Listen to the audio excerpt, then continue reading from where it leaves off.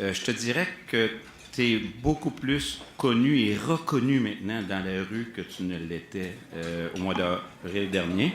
Je n'irai pas jusqu'à dire que tu es plus populaire, par contre. On va me donner une petite gêne là-dessus. Donc, on n'est pas dans le domaine artistique où la reconnaissance, notoriété va avec la popularité. On est en politique. Hier soir, je me disais comment je vais présenter mon ami Carlos devant un auditoire aussi sérieux et devant autant de personnes. J'ai dit, est-ce que je le présente sous un angle d'un ami qui a déjà passé un petit peu par un petit détour en politique? Et là, évidemment, j'aurais eu des questions spontanément à lui demander, genre, comment tu trouves ça depuis contrôler ton agenda, finalement, Carlos? Que tu arrives le matin, ton chef de cabinet vient de te dire que non, oublie l'agenda d'hier, là, c'est comme là, le premier ministre veut te voir à 10 h, ton collègue président du Conseil du Trésor, tu as une séance avec Martin Coiteux à 11h30. Ça, c'est à part les autres députés, puis les collègues, puis les feux à éteindre. Donc, c'est pas évident. Fait que la deuxième question, je me disais, je sais pas, là, si, comment tu trouves ça maintenant, être assis sur la banquette arrière, là, dans ton auto, là? Tu dois t'ennuyer un peu de ta Mustang décapotable, hein? Fait que, c'est pas pareil, là, tu sais. Donc, je vais passer sous silence toutes ces choses-là. Je vais revêtir mon habit d'économiste, finalement, de membre de cette confrérie d'économistes. Donc, j'ai une question à te poser. Veux-tu bien me dire comment tu peux appeler ça une mise à jour économique quand ça a un document de 400 pages? Ça, c'est recto verso en passant, là. OK, on se comprend? Donc, on a appelé ça une mise à jour économique. Je m'excuse, mes confrères économistes, ils ne trouvent pas que ça a l'air tout à fait une mise à jour économique, ton dernier document. D'ailleurs, il y a un risque réputationnel, je peux vous dire, parce que j'en ai mangé toute une. J'avais dit à mon président d'Industrielle Alliance, Yvon Charest, la veille, inquiète-toi pas, c'est juste une mise à jour économique. Le lendemain matin, quand il a su qu'on paierait 18 millions de plus chez Industrielle Alliance, il trouvait que c'était pas tout à fait un non-even. Puis là, René Hamel ici pour en rajouter, là, donc moi, je pense qu'il faudrait redéfinir le vocabulaire du mot « mise à jour économique » quand il y a des mesures fiscales là-dessus. En terminant, parce qu'on a bien hâte d'écouter notre ministre des Finances, évidemment, je ne ferai pas de réaction, de commentaire à ta mise à jour économique. Je vais peut-être juste me limiter à citer les réactions d'éditorialistes, donc notre ami économiste également, Alain Dubuc, qui, dans la presse, mentionnait qu'il n'y a jamais de bon temps, finalement, de retourner à l'équilibre budgétaire. Il y a toujours des bonnes raisons, mais que vous savez, on a eu une crise économique en 2008-2009. On est rendu en 2014. Et si on reporte encore une autre fois l'équilibre budgétaire, bien, il y aura peut-être d'autres facteurs de risque. Puis quand que je vois le prix du pétrole à la vitesse qui baisse, qu'on soit 8 milliards de péréquation par année, je me dis, voilà peut-être un facteur de risque. Si on retarde encore 2-3 ans, bien, on va avoir d'autres raisons à ce moment-là pour atteindre l'équilibre. Donc, là-dessus, je pense que la réaction de l'éditorialiste est intéressante. Et l'autre, et je termine là-dessus, jamais dans ma vie professionnelle d'économiste ou de Québécois, j'aurais pu penser lire ça un jour. C'est l'entête de l'éditorial du National Post, OK, à Toronto, qui dit que le Québec, en fait, trace le chemin, mène la voie et que l'Ontario devrait s'inspirer de ce qui se passe au Québec. Là-dessus, accueillons le ministre des Finances.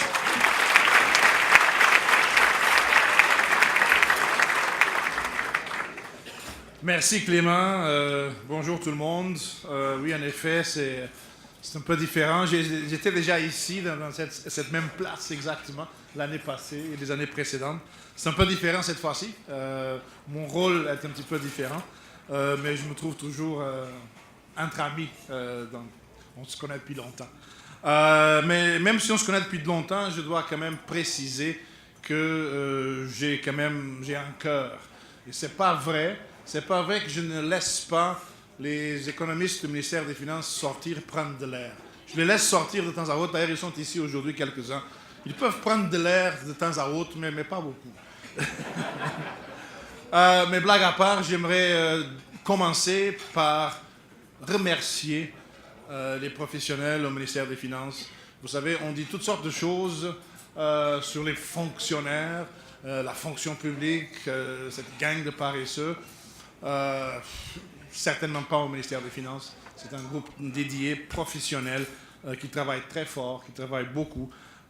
Oui, on les laisse sortir de temps à autre, mais je voudrais d'abord les remercier de tout le travail qu'ils ont fait depuis le mois de juin. On a fait un budget en juin, on a fait une mise à jour, un point, le point qui est assez costaud aussi. Et on est déjà maintenant en train de préparer le budget du printemps 2015. Donc c'est beaucoup de travail et ils le font très bien. Voilà, c'est ça ce que je voulais mettre au clair aussi. Bon, alors parlons donc un petit peu d'économie, un petit peu de finances. Est-ce que ça fonctionne cette histoire? Je dois le pointer vers ma tête. Ah voilà. Non. Voilà. Bon. Alors, on va parler un petit peu d'économie. Donc, faire un peu le point sur l'économie du Québec. On va aussi parler de finances publiques, le budget, le point, tout ça. On va aussi, après ça, parler les actions, ce que nous avons fait pour arriver à l'équilibre budgétaire. Et puis, finalement, j'aimerais finir en vous parlant de notre plan de relance économique. Parce que jour après jour, à la Chambre, l'opposition nous dit « Vous n'avez pas de plan, vous n'avez pas de plan. » Non, nous avons un plan. Mais je pense que c'est nécessaire et utile de commencer par le début et donc de faire un peu le point sur la situation telle qu'elle existe, telle qu'on a trouvée le 23 avril quand on a été nommé ministre des Finances, quand on a formé le gouvernement. Ce n'est pas une surprise pour personne. Nous faisons face à un déficit qui était l'année passée, 13-14, de l'ordre de 2,8 milliards de dollars. Et ça, c'était déjà après 5 ans après la récession. Et en 13-14, le gouvernement du Québec s'était engagé à arriver à zéro. Et bon, on n'a pas été capable. Donc nous, on pensait qu'on serait à zéro. On ne l'était pas. Mais plus important que ça, et ça aussi, il y a beaucoup de questionnements là-dessus. Si on n'avait rien fait, si on avait juste continué les politiques qui avaient été mises en place par nos prédécesseurs, cette année, en 14-15, on ferait face à un déficit de 5,8 milliards de dollars. Et l'année prochaine, ça serait au-delà de 7 milliards. On nous dit, ça c'est des chiffres bidons, voyons, ce n'est pas un vrai déficit. Écoutez, si ce n'était pas un vrai déficit, avec toutes les mesures qu'on prend maintenant, ça veut dire qu'on se retrouverait en 15-16 avec un surplus de 4 milliards. Donc s'il n'y a pas un surplus de 4 milliards, on va vraiment arriver à zéro et on va y arriver. C'est parce que la pression sur les dépenses, elle était bel et bien réelle. Et ça, à mon avis, c'est l'argument principal pour expliquer pourquoi on ne remet pas, encore une fois, l'atteinte de l'équilibre budgétaire. Parce que si on enlève le pied du frein des dépenses, ça ne serait pas seulement 1 an, ça serait probablement encore 2 ans. Donc on rajouterait encore sur la dette. Parce que la pression sur les dépenses gouvernementales, cette pression est très forte. Elle vient en partie des besoins démographiques, les clientèles qui augmentent, le nombre de personnes dans les écoles, dans les garderies, dans les hôpitaux. Mais ça explique seulement 20% de la pression sur les dépenses. Le reste de la pression sur les dépenses publiques vient d'abord de l'augmentation des coûts, et essentiellement la rémunération. 60% de nos dépenses, c'est la rémunération. Et deuxièmement, de l'ajout continuel de programmes et de nouvelles idées, de nouvelles façons de dépenser l'argent de l'État. Donc ces deux facteurs-là expliquent en grande partie la pression qu'il y a sur les dépenses. Si on ne maintient pas le pied sur le frein des dépenses, on se retrouverait, oui, avec un déficit au-delà de 5 milliards et puis 7 milliards. Et ça, c'est nettement inacceptable parce que, comme vous voyez à côté, nous sommes une province qui a un très haut niveau de dette. La dette publique, elle est là. On peut dire que c'était bien ou pas bien, mais elle est là, la dette. Les 200 milliards, ils sont là. Donc, quand on est très endetté, comme nous le sommes, la première chose à faire, c'est d'éviter que cela continue à ce rythme-là, parce que c'est 11 milliards de dollars l'année prochaine, c'est 11 milliards qu'on paye en service de la dette, en intérêt. Et ça, c'est beaucoup plus que le budget du ministère de l'Éducation. Donc, c'est important de contrôler ça, surtout que nous sommes dans une période de taux d'intérêt très bas. Nous savons tous qu'éventuellement, même si les économistes ont fait des prévisions, ça fait maintenant déjà 2 ou 3 ans qu'on remet à plus tard, mais éventuellement, les taux finiront par se normaliser. Et quand on a une dette à la hauteur de la nôtre, il va falloir composer avec ça aussi. Alors il faut arrêter de rajouter par-dessus. Donc le point de départ, c'est une province qui est très endettée. Ça nous rend vulnérables au changement externe, au changement de taux d'intérêt, au changement de cycle économique, et un déficit qui n'est pas élevé, mais qui est persistant. On n'arrive pas, 6 ans plus tard, 6 ans après la récession, on n'arrive pas à s'en débarrasser. Donc il faut faire face à ces 2 réalités-là. Et c'est ce que nous faisons. C'est ce que nous faisons depuis le mois de juin, que nous avons fait. Ah, merci. Cela fonctionne mieux. Merci. Ce que nous faisons depuis le mois de juin, quand nous avons fait le budget et que nous avons réitéré lors de la mise à jour économique, les 400 pages de la semaine dernière, nous avons aussi établi ça. Maintenant, pour ce qui est oh, je vais au contraire, OK. Pour ce qui est de la croissance économique, le portrait économique du Québec, c'est clair que 1,6% de croissance projetée cette année, je ne suis pas particulièrement fier de ça. C'est une croissance qui est lente, elle est lente, elle est là. Mais il y a quand même du progrès. Le creux de ce cycle-ci était en 2013, où finalement la croissance économique était d'à peine 1%. Et ce qui était encore plus difficile, plus particulier, plus problématique pour les finances publiques, c'était que le PIB nominal en 2013, c'était à peine 1,5%. Ça, c'est presque jamais vu au Québec. Une période qui n'était pas on n'était pas en récession, avec un taux d'inflation qui était extrêmement bas. Ça frôlait un petit peu même la déflation presque. Et ça, c'est symptomatique, ce taux d'inflation extrêmement bas, d'une demande intérieure qui était aussi très faible. Donc l'économie était vraiment dans une situation très problématique en 2013. L'enjeu principal en 2013, c'était une chute très prononcée de l'investissement privé et donc de la création de richesses. Et c'est ça un peu qui explique la difficulté. Nous, en 2014, 1,6, il y a une amélioration qui devrait se poursuivre en 2015 aussi. On va aller à presque à 2%. Et la clé de la reprise, c'est le secteur extérieur, ce sont les exportations et éventuellement aussi l'investissement privé. D'ailleurs, déjà, on voit que l'investissement privé est en hausse. Après 5 trimestres consécutifs de baisse d'investissement privé, au 2e trimestre 2014, il y a un léger rebond. Ça devrait continuer. Et ça devrait continuer parce que les perspectives pour les exportations sont très positives. Nos exportations réelles en volume sont en très forte croissance et c'est ça qui va alimenter notre reprise économique en 2015 et en 2016. Donc l'économie s'améliore, elle ne va pas encore bien, mais elle s'améliore. L'amélioration vient du côté externe des exportations et aussi de l'investissement privé. On nous dit aussi souvent, mais pourquoi vous ne mettez pas en place des mesures pour stimuler la consommation, la demande intérieure? La consommation est très résiliente. On a un rythme de croissance réel d'à peu près 2%, 2013, 14, 15. Je ne pense pas que ce serait souhaitable de trop accélérer les dépenses de consommation parce que ça se ferait fort probablement aux dépens d'une augmentation de l'endettement. L'endettement est déjà très élevé au Québec. Encore une fois, les taux d'intérêt sont très bas, donc la dette des ménages est gérable. Mais je ne vois pas, ce ne serait pas un autre avantage de stimuler la croissance en stimulant les dépenses de consommation et une augmentation de la dette. Mieux vaut stimuler l'économie avec l'exportation et l'investissement privé, surtout à cause de nos profils démographiques. C'est certainement pas le moment de réaccélérer l'endettement, surtout l'endettement des ménages. OK.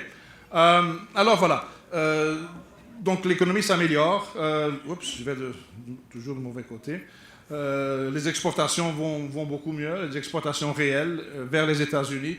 L'économie mondiale est un peu décevante. En début d'année, quand on avait préparé le budget, on parlait d'une croissance du PIB mondial aux alentours de 3,5%. Maintenant, le FMI met ça aux alentours de 3%. Donc l'économie mondiale a été révisée à la baisse. Mais chez nos voisins, aux États-Unis, qui sont aussi nos principaux clients, partenaires économiques, là, ça va mieux. Et donc c'est de là qu'on voit la reprise de l'exportation. Le PIB, donc en 2014, aux alentours de 1,6%, mais le PIB nominal surtout, il y a une reprise de l'inflation. Le PIB nominal est à peu près à 3,5%. Ça nous donne un peu plus de marge de manœuvre. Donc les revenus de l'État sont au rendez-vous. Ça, c'est quelque chose qui est... il faut souligner ça, il faut vérifier que... ce qu'on a fait dans le point, donc quand on a mis à contribution nos amis dans les institutions financières, les 600 millions qu'on a été identifiés de côté de revenus, ce n'est pas parce que le budget était en retard, ce n'est pas parce qu'on avait besoin de revenus additionnels. Déjà au mois de juin, dans le budget, on avait identifié qu'il y avait 600 millions qu'il fallait chercher du côté des revenus. Donc du côté des revenus, c'est du côté des particuliers, des entreprises. On a choisi de ne pas alourdir la tâche en termes de crédit d'impôt. Donc on a laissé les crédits d'impôt tels quels, après la réduction de 20% du mois de juin, avec un petit ajustement sur la recherche et le développement. Et donc on a compensé ça en faisant des augmentations de quelques taxes et tarifs très ciblés pour aller chercher les 600 millions. Nous nous sommes aussi engagés à ne plus faire ça. Donc, du côté des revenus, tout a été identifié. Il n'y a pas d'autres mesures à aller chercher, pas d'autres revenus à aller chercher. Les revenus de l'État suivent la croissance du PIB nominal, donc on n'a pas besoin de mesures extraordinaires. Et d'ailleurs, ce que nous avons aussi, c'est que, et c'est un peu le reflet du fait que l'inflation est un peu plus au rendez-vous, que les revenus, donc ces petites barres bleues ou vertes, je n'ai pas encore choisi quelle couleur c'est cette affaire-là, je pense que c'est vert, les revenus sont pour les mois de avril au 31 août, cette année, ils sont de loin supérieurs en croissance que lors des 2 années précédentes. Donc les revenus sont au rendez-vous. Et du côté des dépenses, les dépenses de l'État, les petites barres grises, on voit que nos efforts commencent à prendre effet et on commence à ralentir la croissance des dépenses de programme. Et c'est un peu comme ça que nous allons rétablir l'équilibre budgétaire. On nous dit évidemment que nous avons une politique d'austérité. Pour moi, le mot austérité, c'est un mot très européen. Ce qui a été fait et ce qui se fait encore au Portugal, en Espagne, en Italie, en Irlande, c'est pas ça ce qu'on fait ici. Dans ces pays-là, les dépenses publiques totales ont diminué de façon totale d'une année à l'autre. Nous ici, ce que nous faisons, et c'est pas facile, mais ce que nous faisons, c'est de limiter la croissance des dépenses de programme, ou encore cette année, ça va être aux alentours de 2%. L'année prochaine, ça va être à peine 0,7%. C'est difficile de le faire, mais ça a été fait ailleurs. Ça a été fait en Ontario, en Colombie-Britannique. Je ne vois pas pourquoi nous, ici, on ne serait pas capable de le faire. Et on va le faire parce qu'il faut le faire. Si on n'arrive pas à maîtriser la croissance des dépenses, on n'arrivera pas à équilibrer le budget. Et puis, bon, c'est quoi le problème de ne pas équilibrer le budget? Bon, on va encore une fois rajouter sur la dette. Et surtout, on va mettre en péril la stabilité financière de la province.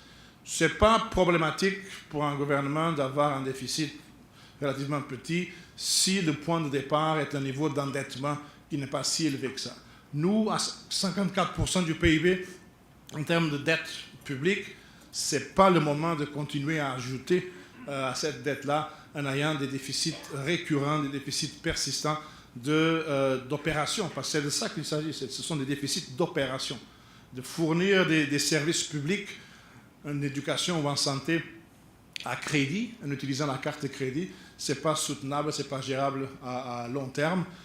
Et donc la carte de crédit pratiquement ne nous a pas encore été enlevée, mais on nous a dit de la mettre de côté parce que sinon, à l'avenir, elle nous serait retirée. Alors voilà. Bon, maintenant, ce qui est particulièrement important, à mon avis, à expliquer, c'est comment nous allons nous prendre pour arriver à ce fameux équilibre budgétaire en 2015-2016, où si on n'avait rien fait, ça aurait été un déficit de 7 milliards. Donc il fallait identifier 7 milliards de dollars pour être capable d'arriver à l'équilibre. Alors de ces 7 milliards-là, en juin, lors du budget, nous avons identifié à peu près la moitié. En termes de dépenses de l'État, nous avons identifié la moitié. Il y avait eu aussi en juin quelques mesures de revenus, les taxes sur le tabac, l'alcool, la réduction de 20% des crédits d'impôt, on l'avait fait aussi. Mais donc là, on avait identifié 50% du chemin à faire. Maintenant, avec le point de la semaine dernière, nous avons identifié 84%. Ça ne veut pas dire que c'est fait, ça n'a pas encore été fait. Mais nous avons identifié les mesures qui vont nous mener à cette situation-là en 15-16. 84%, donc il reste à peu près 1 milliard. 1 milliard, ce n'est pas nécessairement de tout repos, mais je pense que d'ici la fin de l'année fiscale 15-16, on a le temps de le faire de façon correcte, de façon réfléchie. Une chose qu'on a aussi fait dès que nous sommes arrivés au pouvoir, c'était de mettre en place les deux commissions, la commission de revue de programme et la commission de revue de la fiscalité. Et donc nous avons maintenant le temps de commencer à profiter de la réflexion de ces deux commissions-là, surtout la commission de révision de programme, parce que c'est là qu'on va faire l'effort principal. La commission de réforme de la fiscalité, l'objectif de celle-là, qui va rendre public son rapport probablement c'était au mois de décembre, peut-être au mois de janvier, on verra bien, mais bientôt. L'objectif, ce n'est pas d'aller générer des revenus additionnels. L'objectif, c'est de changer de façon structurelle la fiscalité au Québec pour la rendre plus efficace, plus souple et augmenter les incitatifs au travail et à l'investissement. Ce n'est pas un exercice d'augmentation de revenus. Donc, elle serait plus ou moins neutre de ce point de vue-là. Maintenant, si on revient aux 80 et quelques pourcents que nous avons déjà identifiés, là aussi, force est de constater que de la poche des consommateurs, et nous sommes tous des consommateurs, des contribuables, nous avons été chercher 8%. Je ne suis pas particulièrement fier de ça, mais il fallait le faire dans l'effort collectif que tout le monde doit faire pour arriver à l'équilibre budgétaire. Nous avons été chercher à peu près 500 millions. Et ça a été fait et bon, c'était ce qui était nécessaire pour boucler le budget, si vous voulez. La plupart, les 72% de l'effort, c'est sur les opérations de l'État. Ce sont sur nos propres dépenses, nos propres transferts vers d'autres éléments, la rémunération de nos employés. Donc c'est là que l'effort se fait, c'est 72% de l'effort total. 11% du côté des entreprises, ça c'est essentiellement les institutions financières ainsi que la réduction des crédits d'impôt de 20% across the board du mois de juin. Et puis un petit 9% dans la revue, la réforme des programmes. Et je pense que ce 9% va probablement augmenter d'ici la fin de l'année budgétaire, parce que c'est là qu'on va profiter de les lumières de la commission de révision de programme, parce que je pense qu'on a un peu porté à la limite l'exercice de contrôle des dépenses d'opération sans changement de programme. À un moment donné, il faut aussi changer les programmes pour pouvoir tirer profit pleinement de cette révision-là. Et c'est ça ce que nous apprêtons à faire pour d'ici la fin de l'année fiscale pour qu'on puisse arriver à l'équilibre budgétaire. Juste pour vous donner un exemple, j'ai mentionné tantôt que la rémunération, donc la facture des salaires, c'est 60% de nos dépenses totales. Et depuis 5 ans, au cours des 5 dernières années, la fonction publique définie largement augmentait en moyenne de 6 000 travailleurs par année. Donc malgré les départs à la retraite, malgré tout ça, chaque année, c'était 6 000 personnes de plus. Alors ce que nous avons fait tout de suite, c'est on a mis un gel de l'embauche Et maintenant, nous nous préparons à renégocier les conventions collectives. Et donc, c'est là l'opportunité qu'il y a pour revoir cette facture de rémunération totale. C'est ce que nous apprêtons à faire. Et je pense que tout le monde est conscient du sérieux de la situation. Et donc, nous avons une opportunité pour le faire, sachant qu'il y a toujours à peu près 15 000 personnes qui quittent l'emploi de la fonction publique chaque année. Donc, il y a de la place pour négocier quelque chose de raisonnable pour tout le monde. Maintenant, j'aimerais finir en vous parlant un petit peu de notre plan de relance économique. On nous dit qu'on n'a pas un plan. Moi, je trouve qu'on a un très bon plan. Et ce plan-là se décline en quatre éléments. Des mesures pour stimuler l'investissement privé, l'innovation, l'économie verte et l'équilibre budgétaire. Maintenant, pour ce qui est de l'investissement privé, comme on a dit tantôt, c'est le nerf de la guerre. La croissance économique va venir de l'investissement privé.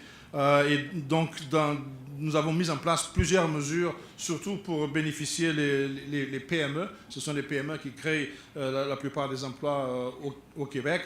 Étant donné où nous sommes dans le cycle économique avec la reprise américaine qui est en train de vraiment s'enraciner comme il faut, la baisse du prix de l'énergie, il y a vraiment une fenêtre d'opportunité ici pour que nos PME se tournent vers l'exportation et qui augmentent leur capacité de production pour pouvoir exporter et bénéficier de ce qui se passe maintenant aux États-Unis. Alors, ce que nous avons fait, plusieurs mesures pour réduire le fardeau fiscal des PME, à tel point que, les PME manufacturières, à tel point que, à partir du 1er avril 2015, les PME manufacturières du Québec vont avoir un fardeau fiscal qui est à peu près le même qu'en Ontario. Et ce ne sont pas des économies de bout de chandelle. Pour une PME qui a une masse salariale d'à peu près $1 million, c'est une économie d'à peu près 30 000 $ de moins en impôt sur le revenu et surtout la réduction du FSS. Dans le point de la semaine dernière, nous avons baissé les contributions des PME au Fonds de services de santé, qui est une taxe sur la masse salariale, qui est la pire taxe qui peut exister, parce que ça pénalise la création d'emplois. Alors, avec la réduction du FSS et la réduction de l'impôt sur le revenu des PME, les PME manufacturières québécoises, maintenant, enfin à partir du 1er avril 2015, vont avoir le même taux d'imposition, le même fardeau fiscal effectif que leurs compétitrices en Ontario. Je pense que c'est quand même très important. Ça devrait leur permettre d'augmenter leur investissement pour participer à la croissance économique. C'est aussi dans cette avenue-là, les mesures pour stimuler l'investissement qui s'en servent aussi toutes les activités un peu plus traditionnelles d'Investissement Québec pour promouvoir l'investissement, le plan Nord, la stratégie maritime. Tout ça est dans un cadre de stimulation de l'investissement privé pour pouvoir mieux profiter de la reprise américaine. Mais ce n'est pas tout. Il y a un deuxième axe qui est très important aussi, à mon avis, c'est l'axe de l'innovation. C'est clair que l'économie québécoise ne pourra pas bénéficier pleinement de la reprise américaine qui est en train de se manifester comme il faut, si nous ne sommes pas capables non plus d'innover, de changer nos façons de faire. Et ça, c'est dans tous les secteurs. Et c'est pour ça que nous avons mis en place plusieurs fonds. Nous avons augmenté le capital du fonds Ange Québec. Nous avons aussi contribué à la création du fonds Terralis Innovation. Il y a d'autres fonds de capital de risque qui servent et qui sont très actifs dans la promotion, la création d'entreprises, l'accompagnement de nouvelles entreprises et de faire profiter à ces entreprises émergentes tout le talent et les circuits de distribution que ces fonds-là ont internationalement. Donc l'innovation, c'est le deuxième axe de développement. Ça prend toujours un certain temps, en lien avec les universités, les centres d'éducation postsecondaire. Je pense que c'est un axe de développement qui est très important, que ça prend un peu de temps à donner des fruits, mais on s'en va aussi dans cette direction. Et l'État met des fonds dans ce secteur-là. Troisièmement, l'économie verte. Qu'est-ce que je veux dire par ça? Vous savez probablement que le Québec a choisi, il y a déjà quelques années, de créer un système de plafonnement et échange de carbone, et donc la création de la bourse du carbone. Tout ça est déjà en place. Et à partir du 1er janvier 2015, il y a d'ailleurs les distributeurs d'hydrocarbures qui sont aussi, eux, assujettis à ça. Et donc, probablement qu'il va y avoir une légère hausse du prix de l'essence, mais l'économie verte, c'est bien au-delà de ça. C'est que je ne vois pas de contradiction entre la protection de l'environnement et l'économie. On voit des fois certains analystes, certains commentateurs dire que il faut presque détruire le capitalisme pour sauver la planète, parce que ce sont les méchants capitalistes qui polluent la planète. Ce n'est pas mon opinion, bien sûr, mais un argument qui est semblable, c'est le contraire, c'est qu'il faut détruire la planète pour protéger le capitalisme. Ce n'est pas ça non plus, c'est-à-dire de nier que les gaz à effet de serre existent et que le changement climatique est un réel problème et que si on ne fait rien d'ici quelques années, d'ici une vingtaine, trentaine d'années, la planète va être en très mauvais état. Et les économies qui vont prospérer à l'avenir, et l'avenir, ce n'est pas seulement dans 30 ans, c'est déjà à partir de très bientôt, les économies qui vont prospérer à l'avenir vont être celles qui vont être capables de faire ce passage-là à une situation qui est beaucoup moins carbonisée. Donc il faut qu'on soit capable de décarboniser notre économie si on veut vraiment prospérer dans le 21e siècle. Et ça, c'est tout un défi pour nous ici, étant donné notre climat, notre géographie. Ça ne se fera pas facilement, mais il faut le faire, il faut commencer maintenant. Si on ne commence pas maintenant, on ne le fera jamais. Alors, l'existence du fonds vert est très réelle et très concrète. C'est quelque chose qui est très réel, le fonds vert. Le fonds vert, c'est un fonds qui est alimenté par les revenus de la bourse du carbone. À terme, ça va atteindre probablement 3 milliards de dollars. Donc ce fonds vert-là va nous aider à procéder à cette transition vers une économie qui soit beaucoup plus écologique, une économie qui soit beaucoup moins intense en carbone. Dans le point de la semaine dernière, nous avons indiqué qu'il y a 350 millions de dollars du fonds vert qui sont maintenant identifiés, réservés à l'aide aux entreprises, surtout aux PME, pour qu'elles aussi puissent faire ce passage-là et devenir beaucoup plus efficaces du point de vue énergétique et qu'elles puissent aussi prospérer au XXIe siècle. Donc c'est une transformation qui doit se faire. Les économies qui ne seront pas capables de faire cette transformation-là vont être laissées complètement derrière. Et donc pour prospérer, pour pouvoir continuer à donner un niveau de vie intéressant à nos enfants, il faut qu'on commence d'ores et déjà ce changement-là. Et c'est ce à quoi le Fonds vert a été créé. Et il va être très utile dans cet objectif-là. Maintenant, finalement,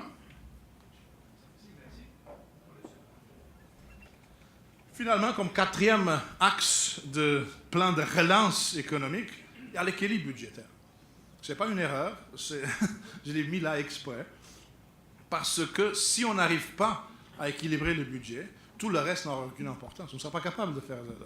On sera capable de stimuler les PME québécoises. Elles ne seront pas capables de véritablement profiter de l'exportation américaine. Comme j'ai dit au tout début, nous avons une dette qui est très élevée. Quand on a une dette qui est très élevée, nous sommes beaucoup plus vulnérables à des changements dans les marchés financiers, augmentation de taux d'intérêt, changement dans la perception des agences de notation. On a remarqué probablement, enfin, en tout cas moi je l'ai remarqué, que la semaine dernière, l'Italie s'est fait décoter. L'Italie, ce n'est pas un petit pays. Je ne parle pas de la Grèce, qui est un cas spécial, mais l'Italie, ce n'est pas un petit pays. Un pays très endetté, un pays qui n'arrive pas à sortir de récession, qui ont des déficits persistants, problématiques. Et là, finalement, ils se font faire décoter encore une fois. Ils sont à la limite maintenant de l'investment grade.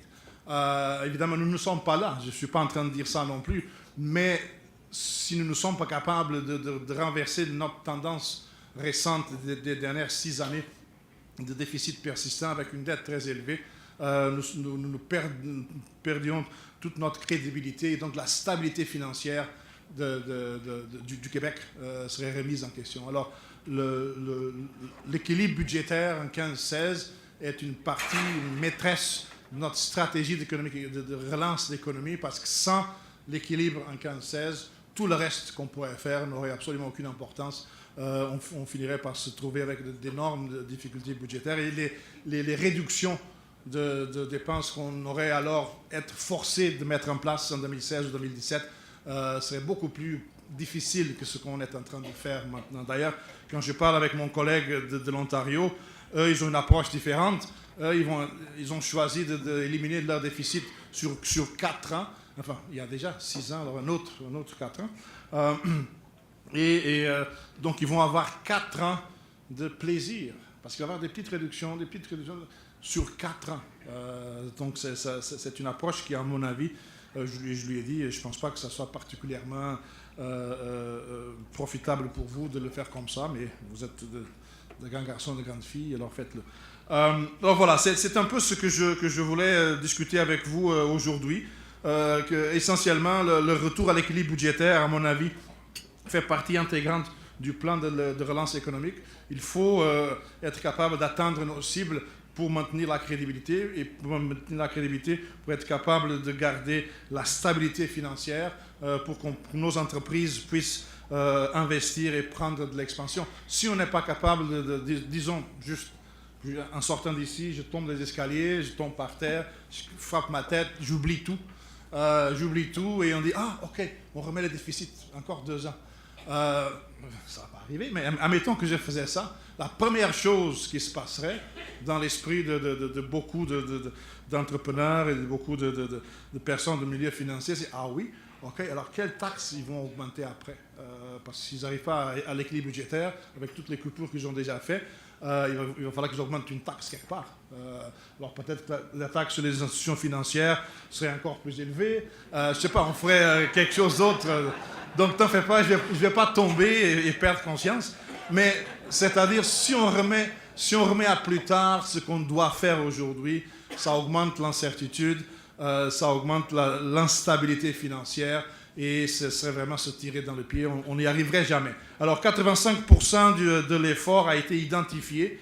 Je répète, ça n'a pas été, tout n'est pas déjà fait, mais on a identifié 85% de l'effort. Ce qui reste va être fait entièrement du côté des opérations du gouvernement. On ne va plus augmenter taxes, tarifs ou autre chose comme ça.